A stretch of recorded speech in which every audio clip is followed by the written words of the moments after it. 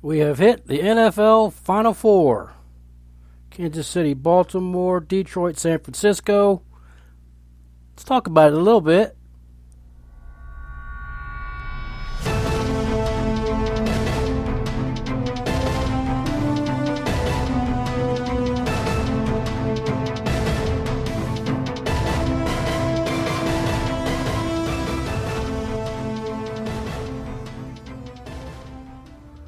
Welcome into the Seagate Blitz podcast. Chris Strasbaugh here on a cold, wet, rainy, nasty January in Ohio. Welcome in. We have made it all the way to the NFL Final Four. Yes, we have. Some of you don't care, me included. But there is one team out there, maybe two, depending on how you stretch it, that wouldn't be terrible to see win it. We'll get into that, but first, got some breaking news to talk about. Here's what we know.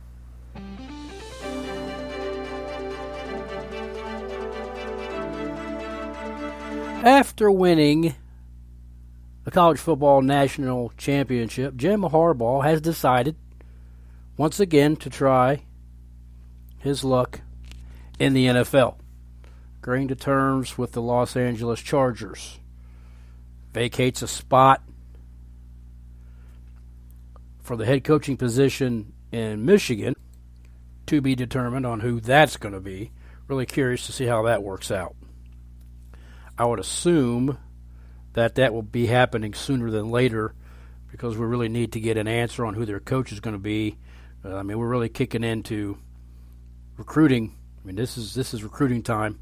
Next month is the last signing day of college football, so we got to get the ball rolling on that. I have yet to hear who they did hire. I saw a couple of feelers, but nothing set yet. What does this mean for the Big Ten and Michigan and all this? Well, it fills a void. Obviously, it's a blue blood of college football. And Harbaugh has had really good success there, especially these last handful of years. Not only, with winning the national championship, but his record against Ohio State has been very good here the last few years. So Buckeye fans and Buckeyes in general are probably glad to see him go. What he leaves behind, though, is still a pretty good team. Okay, now he did lose his quarterback, and he did lose a running back to the NFL draft with Corum and J.J. McCarthy both going pro. But to me, McCarthy is a bad idea. I think he should have stayed. I think he's a better college quarterback than an NFL quarterback, but, time will tell. The most important thing is, what does this do for the Big Ten as a whole? Okay, is it weaken Michigan? It does weaken Michigan. Okay, so now you've really only got a handful of solid teams that are going to be good perennially. As it is, well, now you're losing one of those, and I think we're going to see Michigan take a step back. But I've spoke recently on this where I think now, in the crazy world of the transfer portal and what it is and things that are becoming of it, we're going to see a different kind of our college parity than what we saw 10 years ago. 20 years ago, there was about 3 powerhouse colleges in football. Now we've got, 15, and we're going to see more with the transfer portal. Kids opting out. Kids think they can go somewhere else and play. 5-star talent, 4-star talent leaving, jumping ship every single season. So these teams are going to revamp. So it's going to be a rebuild every year with college football. It's a little bit maddening. I would say it's a little bit frustrating for college coaches because, you're constantly rebuilding through the transfer portal when you got kids leaving to go to the transfer portal, and you really don't know. Your team's not going to look the same from year to year, and it's going to give us parity like we've never seen, where, this season it was Michigan. Now, Michigan has been good for a few years, but we're changing. We're turning the page, people. We're moving into a different era of college football that I'm not exactly sure I like. but we could possibly see different national champions, for the foreseeable future. I think the days of Alabama dynasties and Georgia dynasties are coming to an end. With that being said, Nick Saban retires, a bunch of those players leave. A bunch of high school players who are committed to him decommit, go elsewhere. We're going to see that now. That was the last of a dying breed, with Alabama. Dabo Swinney does not use the transfer portal. So another one of those powerhouses we've seen recently, in college football is not going to comply, which I think, therefore, Clemson goes by the wayside. It doesn't take very long. They're going to get on board or get left behind. So is it interesting in that term? Yes, it is. Is it maddening as a personal fan of a team? A little bit. Okay, and I'm going to use Florida State, for example, because, for one, it's my favorite team, and I know them, in depth. But when you lose a Jordan Travis and you replace him with a DJ Uyunglele, you get a one-year bridge in hopes of Brock Glenn or Luke Kromenhawk not jumping ship and leaving when one or the other gets the job in 25. That's where we have the problem. That's where I have a problem with it. I like the fact if your coach leaves, you have the chance to leave. I also like the chance of, if you want to leave, you can do it one time. After that, you're setting out a year, just like it has been. Because there has to be some restrictions put on this, or else it's going to be like the Wild West. But it does open up. But until that happens, let's say, it does open up for a lot of these teams to be good, not necessarily year to year, but have one-year hits. And I think we're going to see that. Because if you got if you got 3 5-star quarterbacks that are all vying for a spot, one of them's going to get it, one of them's going to stick around, one of them's going someplace else, which gives a school of a different level, maybe, a 5-star quarterback because he wants to go and play. Can't fault him for that. So what to do for the Big Ten? It levels the playing field just a little bit. Now you've got Ohio State, and then you got some teams that come along every couple, 2 or 3 years. You got Penn State, who's always good but not great, doesn't seem to want to win the big games. It seems that their coach he has problems winning big games. So Penn State, to me, is not really a viable threat. To me, it was Michigan, it was Ohio State, and then after that, you had a bunch of, maybe they'll be good this year, and maybe they'll make a run. Now you just have Ohio State.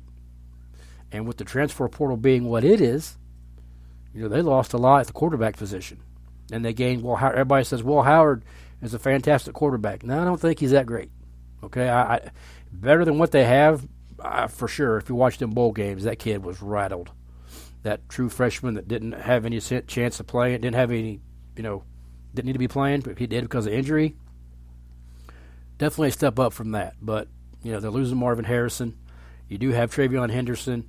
They did get Quinshon Judkins in the transfer portal, so they just reloaded at running back, and they have wide receivers all day long. So, Ohio State's going to be probably the number one team in the Big Ten. Michigan's probably, going to be a couple of years in rebuilding, and depending on how the coaching staff works, to be determined. Maybe this is the last time we see Michigan relevant again for 15 years. I don't know. But this is what the portal is doing to college football, and we've got to figure out a way to get some kind of handle on it. And the dominoes fell. When Nick Saban left, Kalen DeBoer left Washington, and then that filled a void. And then the next thing you know, it's click, click, click, click, click. All these coaches are leaving just because one guy, retired. It's crazy. But that is the nature of it, and that would be the case no matter, what world we're living in. When a coach leaves, it's a domino effect after that. But, Michigan fans have to, really appreciate what Harbaugh did. He stuck around. He made him relevant again. he was able to finally get over that hump and beat Ohio State, which he was struggling with for a long time, got over it, and now it's like, well, now Ohio State needs to return the favor and get back on track and get back to winning against Michigan. So, well, it's always a good game every year. Can't stand either team, but it's always a fun game to watch. A lot of history there, a big-time rivalry, and, it's always a good game, no matter what. Okay, NFL Final Four, here we go. Most of you probably less than care about who's left. I was really hoping for a Detroit-Houston Super Bowl. Knew it wasn't going to happen because I'm at the point now where I think the NFL's rigged. So they have to put other people in there. So I think the NFL's gearing it up to be Kansas City versus San Francisco, the two big dogs over the past couple of years. And San Francisco just fell short a couple of times. So I think that's what we're looking at as far as a prediction on who's going to win these games. The problem is there's probably about, if you look at one of those maps that show the United States, and you look at who's rooting for what team out of these Final Four, it probably shows the majority of the country for blue and silver for the Detroit Lions. Now you're going to have, Maryland, of course, and maybe a couple of states out west, and then farther out west in California, you'll have San Francisco. But the majority of that map is going to be Detroit, because that is a true underdog story that has really come to play itself out in real time. And here we go. We got the Fighting Dan Campbells versus Shanahan's Niners. I'm going to talk about the KC-Baltimore game. I know I'm talking about the second one first, but to me this game is going to be more fun. It's going to be more entertaining. They didn't play in the regular season. Okay? And you've got Detroit, who is really, I'm going to go ahead and say it, and because it's over and done with now. They had Dallas beat. Okay, they had Dallas beat, and it got away from them. Penalties down there in the end zone on that 2-point conversion, or they would have been probably the 2 seed. It all shook out. So if you're looking at it in a view of karma, in a way, this is karma's way of paying Detroit back, getting them into the NFC Championship against San Francisco, who's beatable if they're off. But if that team's on and that team's clicking, and McCaffrey and all those weapons around Purdy are going, that's going to be a hard team for Detroit to beat. I am definitely looking forward to the defense of Detroit versus the offense of San Francisco. That's your main event right there. I think that Detroit offensively can do enough. Amon-Ra St. Brown has just been fantastic this year. That 1-2 punch at running back is really it's legit. I think they can hang with them. But if the Detroit defense cannot stop San Francisco, they cannot win up and down the field against San Francisco. San Francisco can go up and down the field on you. They got the weapons, they got the speed, they got the playmakers everywhere to do that. Detroit, to me, it just doesn't. It's not their game. But let's think about this for a minute. Okay? Detroit leaving, going out west. It's going to be warmer out there. Okay? It might be raining or whatever, because that's what it does. But at least it's going to be warmer. And they're going to go into that game with all the confidence and all that they need in this world to go in there and win that game. And if I'm San Francisco, obviously they're not going to be scared. But San Francisco should just think, okay, we're going to have a fight on our hands for 4 quarters and then some if it goes into overtime. They're going to fight and they're going to punch until it's over, because that's the Dan Campbell way. You can tell. I've said before, a team takes the persona of its head coach, and they play like Dan Campbell. And that is scary. That is scary for San Francisco. And if you're San Francisco, do not let Detroit get a little momentum going. A score or two, a turnover, something dumb happens, and that's all the confidence Detroit's going to need. San Francisco will probably go into this game attacking it like that and think we're going to have to put these guys away early because the longer this game goes and the longer they stay in it, the more dangerous they're going to be. I'm pulling for Detroit. Never been a Detroit Lions fan, but man, they have sucked so bad for so long that this could be their moment. Okay, if you're into the conspiracy theories, which I'm really not a conspiracy theorist, but now I have questions as to the integrity of college football and the integrity of the NFL.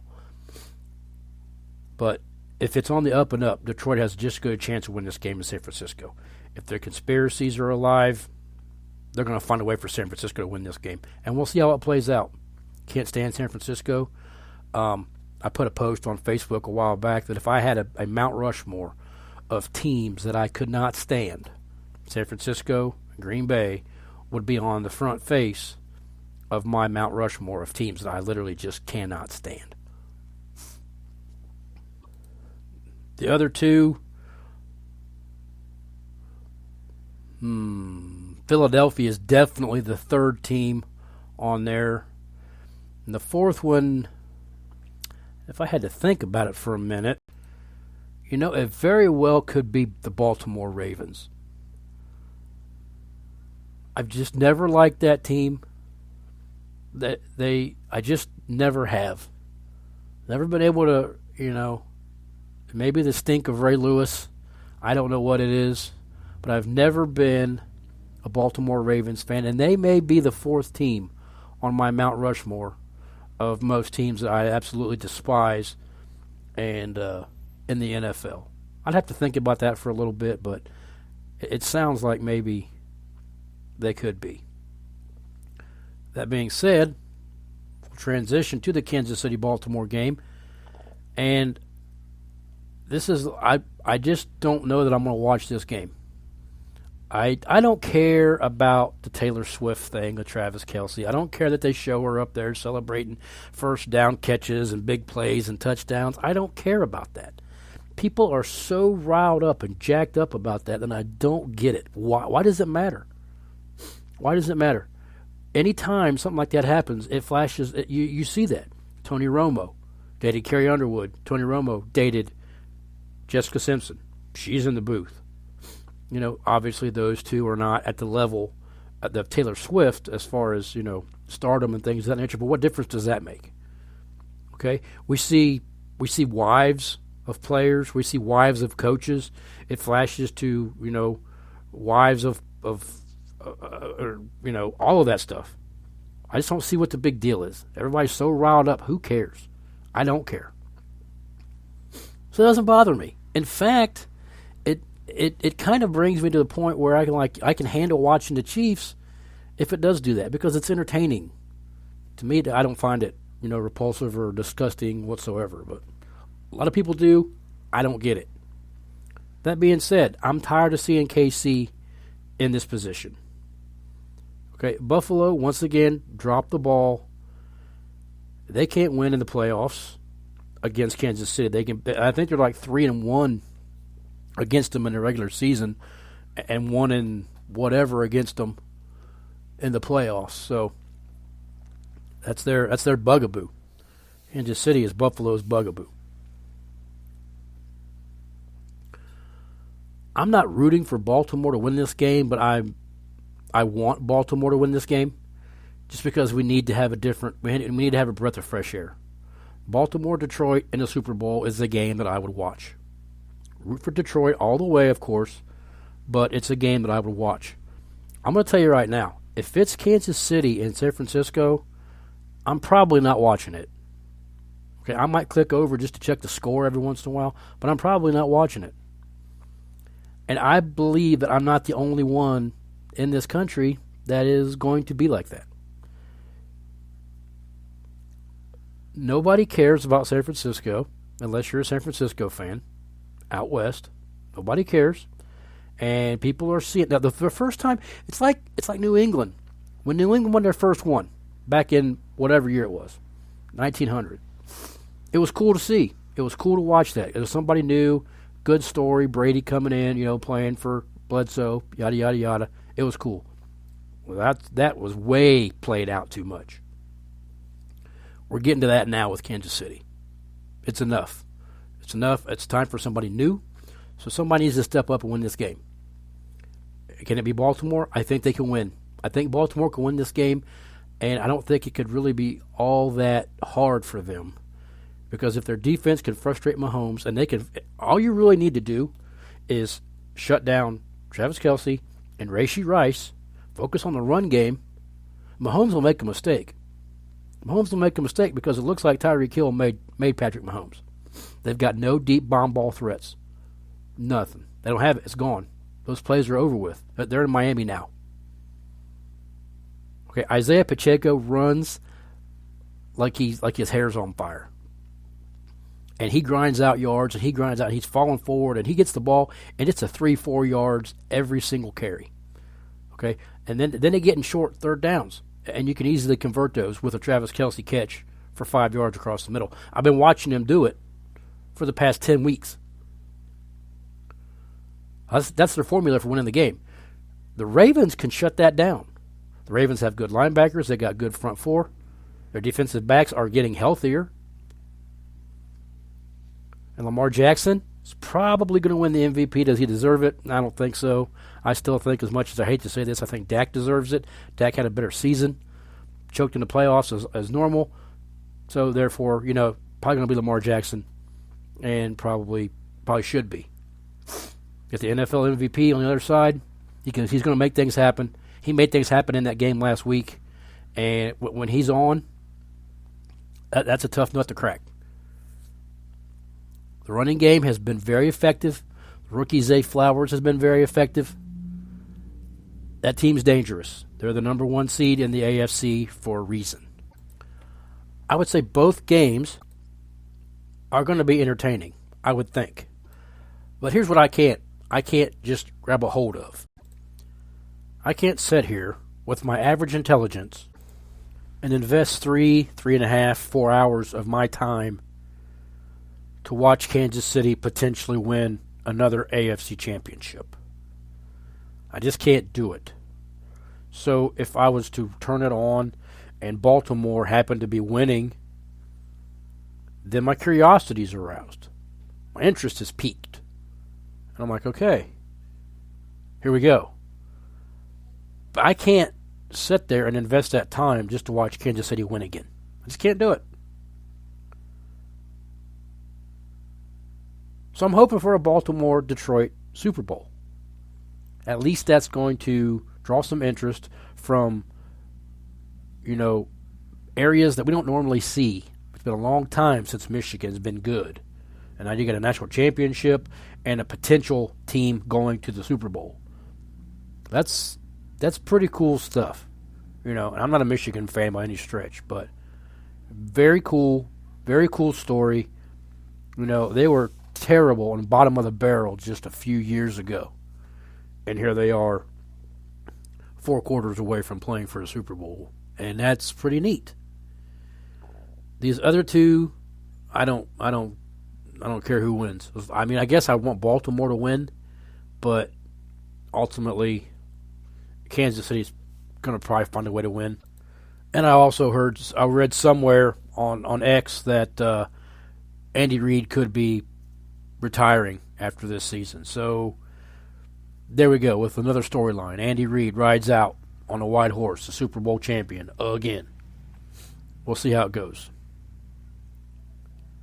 Last thing before we get out of here, we are officially about to kick off the off season of fantasy football and the NFL. It does go quicker now, though. Okay, the draft, the combine, things like that take off. Very, very fun stuff. Very entertaining stuff. I'm going to do some shows. Probably going to do another best of college football games in history again. It won't be It won't be 2.5 hours long like the first one was, but I'm going to put a few games together that are worth talking about in college football's history, and we'll put that out there, and then we'll just keep you apprised of things that happen, and we'll definitely be back next week to talk Super Bowl matchup. Who is it going to end up being? Is the conspiracy the real, or did Detroit do the unthinkable and go from a winless team to a Super Bowl contending team? So we've got it. We're down to the Final Four. The season went a little faster, I think, than normal, but it was also kind of laid out. So, hope you guys enjoyed it. I know a lot of teams, your team got bumped. First round of playoffs, second round of playoffs, didn't make the playoffs, whatever. It happens. Happens to a lot of us regularly. But, it is the NFL, and it does give us something to watch. So, stay tuned. We'll have some more stuff next week. That'll do it. Short, sweet, to the point. KC, Baltimore, 3 o'clock on CBS. Detroit, San Fran, 6:30 on Fox. I'm Chris Strasbaugh. You can find me on X at CGAT Blitz. You can find me everywhere you find podcasts. Check me out. Hit me up with some questions or whatever. Have a good week. See you next time on The Blitz.